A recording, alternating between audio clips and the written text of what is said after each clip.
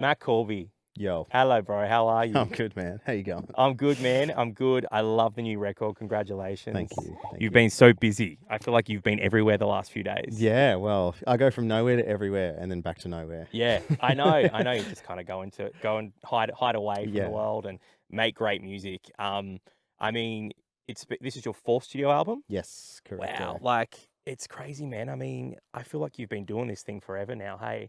Yeah. I only took stock a little like recently of like how many years I've been even touring and releasing music. And I mean, Brother was like my third EP that when Brother came out, and I think I was 20 and I'm 36 now. I think first EP came out when I was 17. Wow. So yeah, it's like 20 years Man, almost. that's insane, isn't it? Yeah, it's wild. That's insane, bro. Well, like I'm so impressed by how you've reinvented yourself on this record Thanks. because when I listened to it, I had no idea what I was really going into. Like we get an early listen, Yeah, and I just didn't really know what to expect. I'd heard the singles, but man, you have absolutely nailed this sound. thanks. Like I can tell that you've really immersed yourself in the world of 70s soul, Yep. disco. Yep. Did you say that's correct? I think that's correct. Yeah. Yeah. I think I listen to a lot of music like that, and the better I get at production and being an instrumentalist and all that stuff, I think the closer I get to doing things that I like about other music. I think when you're younger, you're just trying your best to make anything that feels Yeah. okay. And then, I feel like I'm at a phase now where I can be a little more intentional with the way things feel and sound, which has been really good. It's just, through spending lots of time in the studio and honing that skill, I'm getting closer and closer. So. Yeah, you've really studied it too. Like it shines through. Are there any specific artists or uh, songs that kind of you were listening to a lot when you were writing the album? I actually tend not to listen to stuff when I'm in writing phase, other than just I'll listen purely to instrumental music. Yeah. Like lots of, there's this guy I really love, Dirty Art Club, his name is, and it's just one dude who's it's all sample based, but it's like he's like the Tarantino of music, in my opinion. And not a lot of people know him or really listen to his music, but it's like there's lots of like beautiful movie sound bites, and the beats are really amazing, and it's very trippy and jazzy, and the songs are all like a minute and a half kind of long. Wow, And yeah. there'll be 20 songs on an album. He'll put an album out almost every year, and Yeah. this stuff like that really helps me, because if I hear other vocalists and singing and lyrical content, I think what goes in must come out. And Totally. I try not to have too much of an impression put on me through the phase of writing. Exactly. Other Yeah. than just like I'll hear melodies in other instrumental music and stuff, and it inspires me and pushes me forward, instead of like being like, oh, that hook is so good, and like I'll get into a writing room and I'll be like, now I'm just thinking that hook's way better than the hook that I'm writing. I'm like, damn it. 100%. So yeah. But you've really made this record that it feels timeless. Thanks. It's got this real timeless vibe to it. You know, although you've drawn a lot of inspiration from that old 70s sound, it still feels very current. Yeah. And I'm excited to dive into each track because Oh god. I like as I do this, when I prep for these things, I always like sit and I write notes and I write my initial thoughts, and then I go back and listen to it again and I see if I still have that thought. Cool. And it's just a real journey. Like there's so many chops and changes in there, like so many different sounds, and Yeah. but it's really well put together. I feel like the track list every track is placed perfectly. Thank you. Yeah. That took a long time. I That can took tell. longer than making the record, honestly. Wow. I went through a lot, just being like, and you're listening to it so much in that phase, going like, oh, do I even like this? Yeah. And yeah, I can't remember who I was talking to. It might have been Kieran J. Callanan one night. And like we were at Jack's place, one of the guitarist from Babe Rainbow. Yeah. And we were talking about track listing. I think it was around when I was putting Rainbow Valley out many years ago. And I was talking about how hard it was, just the sequential ordering of an album. Yeah. And I don't know if this is true. I haven't done the math on it, but he was like, there's over 1 million combinations of how 10 tracks can be replaced with.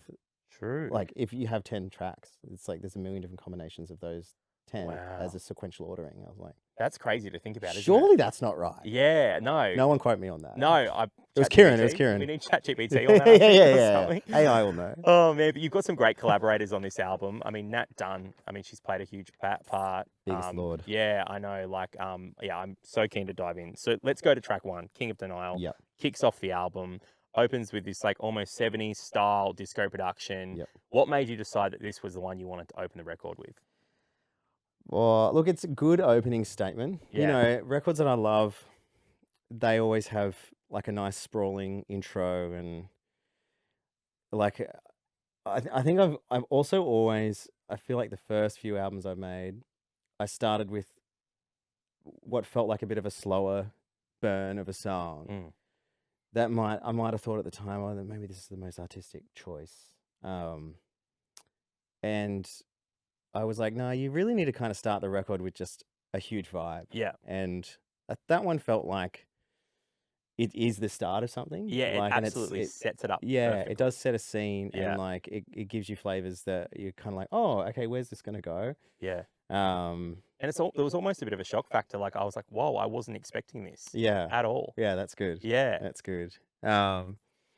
Yeah, so I mean, and then the song itself is like the melodies are pretty unique. Yeah.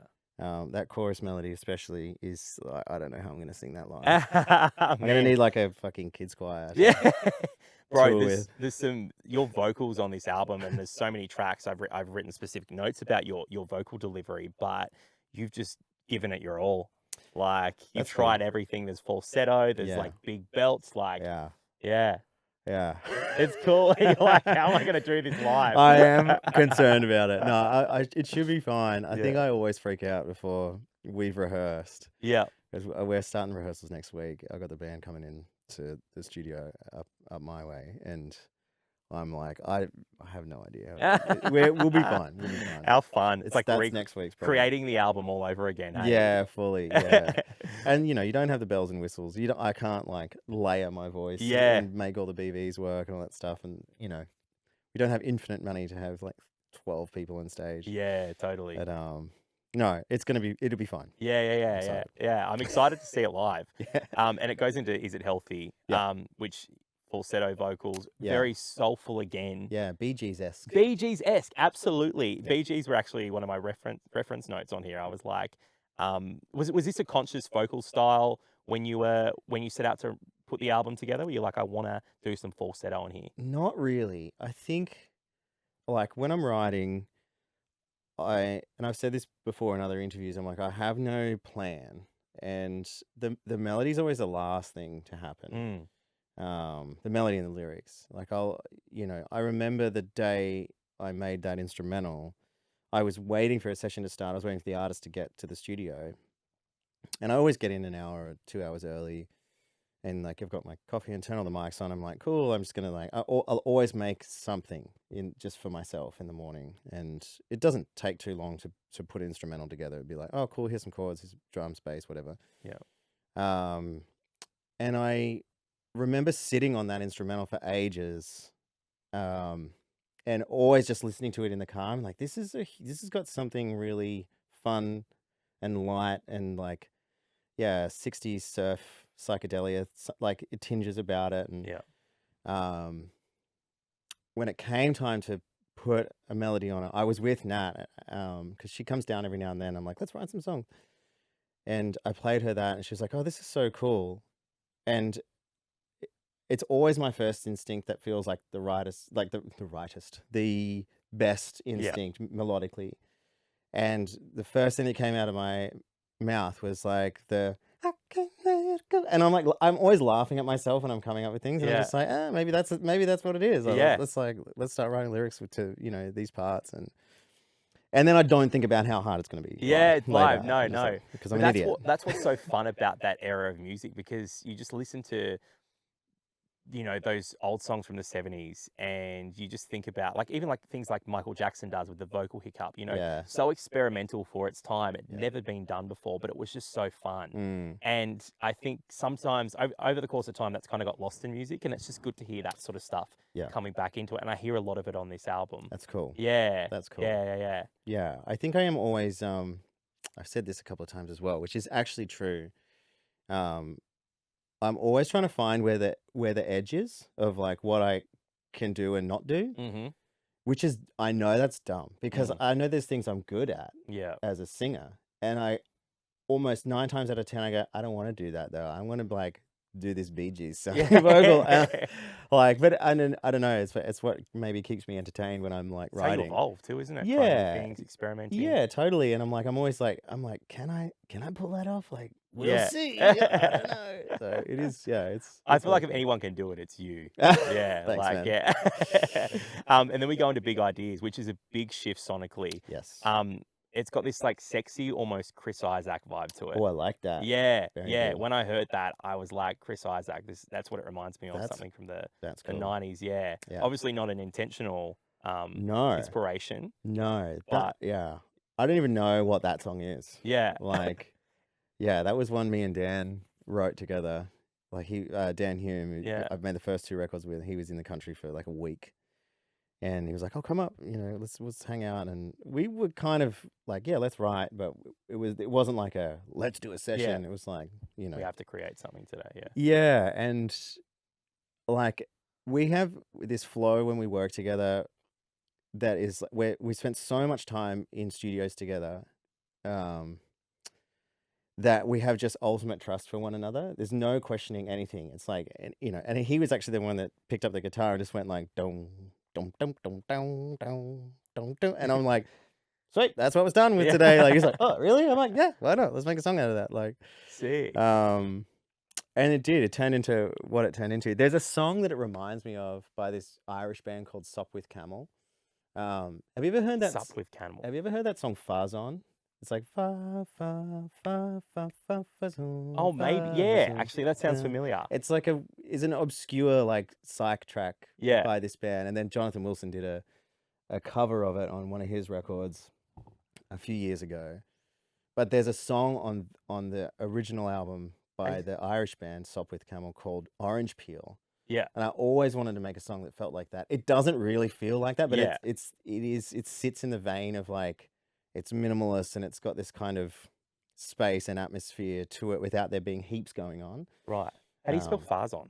Fazon.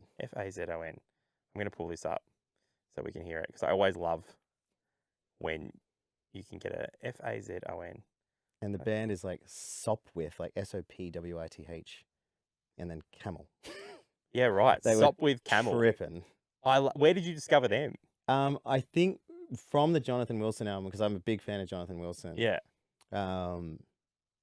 I thought that was his song that he wrote, and then I looked up the credits and I was like, oh, he didn't write this song. And then we found me and a buddy who were both pretty obsessed with Jonathan. We found that record that it was from I think it was like 1974 or 72. This record got released, and I started listening to it. And some of it is like comedy, and some of it is fucking amazing. Yeah, like, right. There's some unbelievable tracks on Yeah. that record. Like, and that Orange Peel song that's on that album is sick. Incredible. Yeah, this is Feel fun. like yeah, It's so cool. I hear that. That's so sick. It is on Sup the with ground. Camel. How old is this? 1972. Wow. I got it. Yes. There you go, bro. You knew. My memory. That's very working. impressive, man. I love that. Then we go on to track 4, Long and Short. Mm. You sound amazing on this. Thank you. You sound so good. Your vocal delivery on each track is so strong yet different. And the message behind this song is beautiful. You know, it has this message about life. Yep. And making the most of every moment with the person you love. Yeah. Obviously inspired by your partner. Yeah. Well, it was actually I wrote it. My partner's mum passed away a couple of years ago. It was a really heavy time for everyone, and it was pretty sudden. Like one moment she was fine, and then next moment she was diagnosed with a really aggressive cancer, and it was a matter of months. And I'm so sorry. yeah, it was really, really hard time for the whole family. And just after she passed away, I had a good friend in the studio, Shungudzo. She's a really great writer, and I was telling her about what was going on in my life, and be like, it would be really nice to try and write like a song about, what happens after you die. Mm. And and then we started writing this kind of poem about like wishing that person well wherever they're going. And like the whole thing is like, wherever you're going, get there safe. Like that journey from death into wherever, Yeah. like if there is one. Yeah. That's like, it's the age old Totally. question. Yeah. 100%. Yeah. Like what happens. Yeah. And like, I think the sentiment is really nice. It's just like, Beautiful. if there is a journey beyond, you using up your organic body, like get there safe. Yeah. So, Wow. and then the chorus is just all like, let's enjoy Yeah. these moments that we have in this living, breathing, feeling Yeah. It's a beautiful goop song. that Yeah. we're Yeah. inside. Totally. Totally. It's something we all think about too. Yeah, Hey, yeah. and especially when you have an experience like that, Yeah. your mind just wonders. Yeah, it makes you question your mortality and It the way you does. experience your life and what you value and, Exactly. It yeah, puts it all into perspective. big time. And I think that this song really encapsulates that very well. That's good. Yeah. Absolutely. And then we go into Know It All, which is another shift sonically. Yeah. You start to strip it back at this point on the record. Yeah. And this beautiful piano section kicks off the track. Yeah. And it's so nice. And although the production's very minimal on this one, those Until the layered end. vocals to the end, Yeah, those yeah. layered vocals Yeah. are so powerful. So powerful, which is going to be very hard to recreate live. Yeah, I'm going to need like 10 of me. Yeah. Just going to make some clones. Surely there's something you can do on a MacBook with. There's doublers and stuff. It's like, Yeah. imagine if you could plug in like a doubler into a doubler into a doubler. Yeah. But it would sound so not good. Yeah. I can already imagine how bad that would sound. I think, look, if I was to do it Technical live, nightmare. I'd just do it one voice. Maybe if we're going to do a live video of it one day, Yeah. I'll get like 10 singers all singing in unison. Yeah. That would be really beautiful. Yeah. But yeah, that one's just going to have to cop a solo Matt vocal, not a luscious layered group. Putting it together though must have been so fun. Hey, like building a track like that, like starting it off so soft. Like talk me through the that initial piano at the beginning. And Yeah, okay. So this one was like, funnily enough, the most freeform like writing day I've done on my own. I was just on my own in the studio. I think I had to be in there for some reason. I was sending stems to someone or something, and this was just after my partner's mum passed away, like days after. And I was like quite overwhelmed at the time. We'd been at the hospital heaps, and like my partner was really, really struggling, as you can imagine. And you're the support person in that, as much as you are in the grieving process as well. And I got into the studio, and I hadn't like touched an instrument or anything for weeks and weeks, and sat down at the piano in my live room, and I set the mics up because I'm like, just in case something happens, I just feel like something's going to happen. Yeah. I just want to record everything. And from the first touch of the keys, that was that moment. That we never re-recorded anything. Really? And so that's me going like, and then I was like, maybe the chord should be here, and then did the whole thing. Yeah. And I was like, oh, that's cool. And then I sang a melody over it straight after. And then when I demo things, I don't like to hear a solo vocal because I get annoyed at the way my voice sounds. So I'll always stack my voice like 5, 6, 7 times just to be like, oh, it sounds like Bon Iver. Now it's a cool song. And I was sort of writing lyrics as I was going, and I think the gibberish track is still hidden in, because I obviously do the melody in gibberish first, and then I write phonetically almost to it, and it was just writing about just the moments that had happened in the last couple of weeks, sort of in dot form, weirdly. And that whole recording is just those 3 hours that I was in the studio. And when me and Chris, who I worked on most of the record with, Chris Collins, when we were in like finishing stages of, all the songs on the record, I brought that one up and I was just like, do we do anything to it? He's like, I just love It's it's just good. Yeah. He's like, leave all the stacks in there. Like if you you re-record it, it's just gonna get worse. And I'm like, Totally. it will. And then we're like, we should do an outro though. Yeah. So we're like, ah, okay, got on the key, I got on the drum. I was like, this was really nice, mate. It was like my mashup Bon Iver Radiohead moment. I love it, man. Yeah. It's so good, and I love those stories too when you use the first take from something Yeah, because you just can't beat it. yeah. It was a nice day in the studio because it's Yeah. like, thank God. Man. Yeah, Like, I really I don't want to bet. have to try and redo this. I love that. And then we go into Stained, which is an acoustic track, again minimal production, but those stack vocals sound so good on it. Yeah, yeah. I Yeah. mean, that one came about quite quickly too. Just like that was actually a Chris guitar riff. He like came into the studio one day being like, I was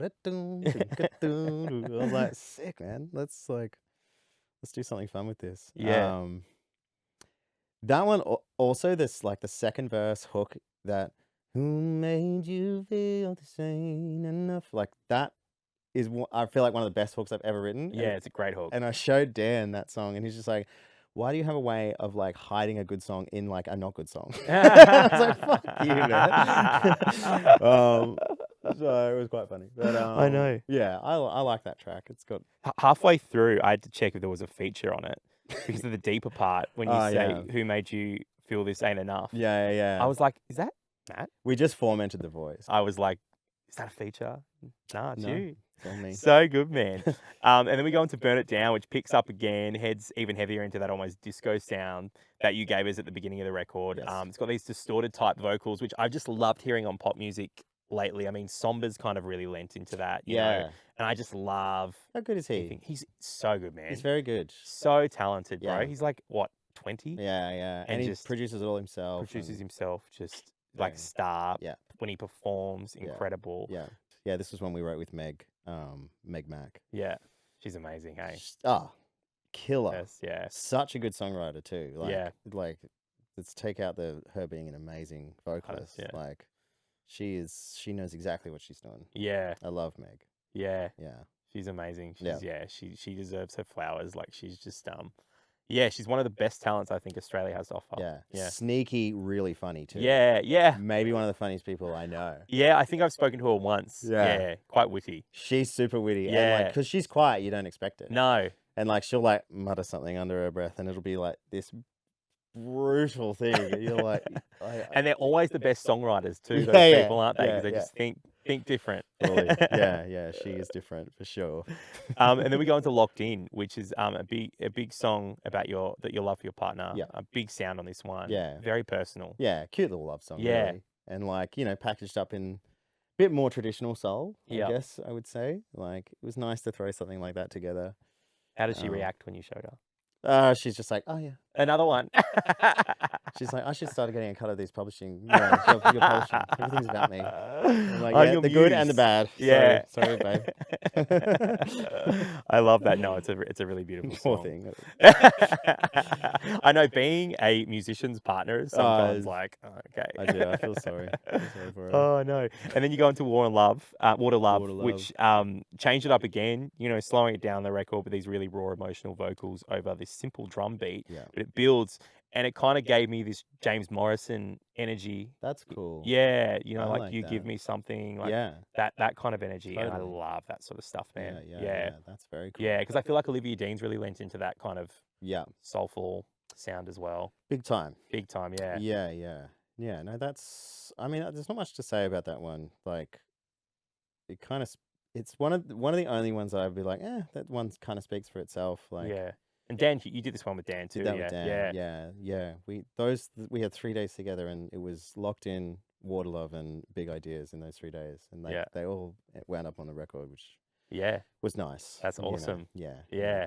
It sounds like they were really special those 3 days, like really pivotal to the record. It was like we didn't even realize we were writing as well, which is kind of nice because like I hadn't seen him in so long, and like we had a lot to catch up on, and like. And then at the end of each day, be like, "Oh, shall we listen to the song?" You're like, "Oh yeah, I like it." That's the best, man. That's how you know you're making good music, when it's just like it doesn't feel like you're making music. Like you're just having fun, enjoying it. Totally. stripping it back to why you do it, Yeah. Yeah. Yeah. Big time. Yeah, and then we go into Sad Eyes. We change it up again. It almost has this hip hop style beat. It does. Yeah. Yeah. Like Yeah. when I listened, I was like, is he gonna start rapping? Yeah, this was an older beat that I had made ages ago. Yeah. And I'd always wanted to do something with it, and I was gonna replay it on Kit because normally if I'm demoing things up, I might just like chuck in, I might just grab samples and just play it in on a keyboard. Yeah. But I was like, I kind of like the two-dimensional feeling of sample beats sometimes. Like it feels right against the track and. Yeah. That pitch vocal at the beginning, is that a sample? No, that's me. That's you. I just chucked it into what's It's it called? Oh my god, DJs use it all the time. It's I'm having a mental auto-tune. blank. No, it's like a sampling program. Oh, Serato? Serato. Yeah, Very yeah, good. yeah. Sriracha. Yeah. Yeah. So, yeah, like I think I just sang a bunch of like runs into Serato and then we sick. just pitched them and. I thought it was like a sample you might have taken from like, when people like rappers usually take those like old school vocals, pitch them up. No, it was That's what it just sounded it like. was just That's me cool. like doing like a run. I think we might have slowed the track down and I did it, and then put it into Serato, so it was going really really quick. Yeah. And so. It's sick. It's so good. And then we go into Maggie, which opens up with this really cool magpie sound, this like ambience. We totally ripped it off. Yeah? Oh, like that poor magpie. I know. Did you pay them? No, I didn't. I couldn't find him or her. So you recorded that yourself, that sound? So that was the day we got to the studio. It was me, Nat, and Chris that day, and we were just eating breakfast-ish. It was probably like 11 o'clock, normally when musicians like to start. And we're eating, and like magpies have a few songs, and one of them is the one that you hear all the time, which is like there's like 3 different tones. Like they have like crazy vocal chords, and the one that we all know is like the whatever that is. But this one was like the dum bum ba dum bum bum bum bum. I was like, we were all just like, what is that? Beautiful melody. Like, and it's like Nat was the first one to kind of point it out, being like, like that's such a nice bird song. And we're like, is that a fucking magpie? Like, and we could see it up in the tree. And straight away I was like, what would the chords be to that song? And like, we were at Chris's studio, and his piano is really close to the door, and I jumped on the piano and started playing chords, and Nat had just like cleverly started phone recording, like voice memoing the moment. And literally, the first chord I played, it sang again with me. And this is all in the intro. The intro of the song is this moment where she's like just hit record on her phone. Yeah. And I've just like found what all the chords would be, and then on the very last chord I hit, it sang it again, and like we all just like look at each other, look, and that was like, I was like, sick. And then we're like, what a great intro for a song. Yeah. Like, we've got to use those chords now, obviously, and that melody. Totally. But lyrically, it's such a great track as well. Thank you. Yeah, you hear Nat on this as well. Like she's incredible. Hey, I was looking at her credits the other day. I'm like, wow, I didn't realize she'd written so many songs. She's fine. Yeah. She's doing well. She's doing well. I'm small fry. I'm small fish. So, she graces me with her presence. Yeah, I love that. I love that. Then we go into Winning Ticket. This one picks up the pace again. I love how you pretend. My favorite lyric. I love how you pretend it's a winning ticket. My heart was a game. What's the story behind that line? Good question. I wrote it so long ago. I don't know. Yeah. Like. This one, I feel like a lot of my songs have like, I can't decide what the song's about. It's like we start with like, oh, this is going to have a double meaning, and then it keeps chopping and changing between it not having a double meaning and so, what is it? My heart was a game, you never failed to lose, or something. But I love how you pretend it's a winning ticket, and my heart was a game. You know what? Yeah. I don't know. It's been you so got long. me. I actually can't remember what the fuck I was on about that day. But you were on something that day. I was. The lyrics are great. The writing is great. I wish I had something really deep and profound to say about why that happened. Don't know I why. love that. I love that. I'm a fraud. I love that. The concept behind the song is great. It's really good. But then we go into the final track, which is my favorite track on the album, which is because when you listen to an album, you go, this is going to be my favorite. Nothing will beat this. And then when it gets to that final track, I was like, wow, this one is so good. I mean, it's such a beautiful way to wrap up the record. Cool. But your vocals sound incredible. Yeah. You know, I love it when you belt. Like, Yeah. I know all the fans I try and do. refrain as much as possible. Yeah, from but it's belting. just so good when you do. Yeah. And I feel that like this track really embodies the entire journey the album has taken us on. Yeah. And I think it's always so good to do that when you can create that on the final track. I think you've done your job That's good. very well. Yeah. I love how it builds. Why did you feel like this one was the closer? Was it the final song you wrote? It wasn't the final song. I think more the message behind it, like, you know, like that, like before, like, oh, like, what's that lyric about? You know, those questions where you're like, why did you do that? Why would you do what you do? Yeah. Like, a lot of the time I'm like, I don't fucking know. Yeah. Like, just cause music, I don't like, I mean, and we actually got onto this conversation kind of through that, talking about, you know, sometimes being asked about to explain yourself. And it's like, no, you just like, when you're making things, it's like sometimes you have a purpose, but sometimes the purpose is just because you want to create something new, whatever it is. Yeah. And then we got on the conversation of like what it is to be someone like that, a maker, like in any form, you know, it's someone that takes raw things and turns it into something that people can use or have, or so the whole concept is based around like, you know, what you go through as someone that's kind of sacrificing a lot of time and energy in your life to do something that potentially people are just going to discard or not have any affinity for or anything. And it's a hard life a lot of the time. Like every now and then, you know, in moments like this when you're like, hey, I really enjoyed this, whatever, that's so beautiful. But for the most part, you're like banging your head against a wall, being like, what the fuck am I doing with my time and life? And is this even worth anything to me or anyone else? Yeah. And it's a thing that all creators go through. Absolutely. And artists, hey, like, totally. Like, why am I doing this? Is it worth it? Yeah. And I ask myself that nonstop. Yeah. Like, yeah. Does it mean anything? Like, because you just want what you do to mean something, don't you? And well, look, it does. Yeah. It well, does. and I think it was a great way to sum up, like, you know, like it's almost like, did you ever watch Community? Like, they're talking about that's so meta. Like, it was like we're really just talking about what it is to make music through us making music. Yeah. And I think it's wrapped in this really interesting like mash of genres. Yeah. Where this definitely has like elements of like that 70s songwriting style, with the production instrumentation. So I didn't know how I felt about that song for a long time. And I still almost kind of don't. I still listen to it. I'm like, what even is this? Yeah. Which is kind of awesome considering like what the song is talking about. Yeah, totally.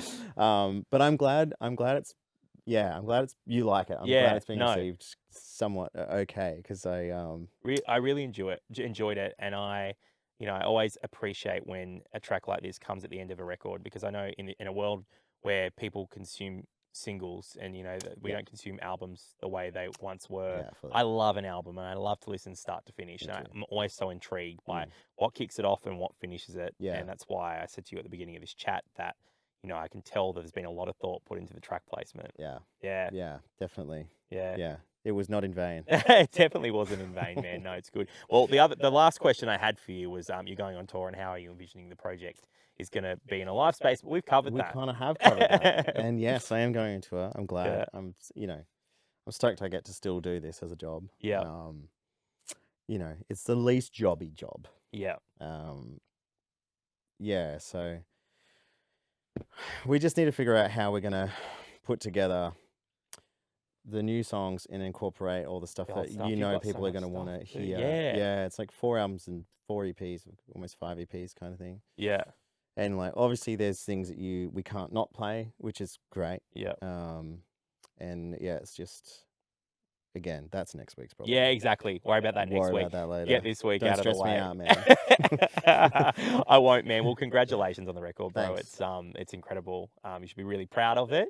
And look, I'm excited to see what the live show is going to be like. When you figure that out, Yeah. I'm sure it will be amazing. Yeah, I'll call you next week. I'll be like, I got it. I figured it out. Hey, make sure you go grab Matt Corby's new album, Tragic Magic. It's out everywhere right now. Matt, thank you so much for coming on. Thanks, Shawnee. Cheers, mate. Legend.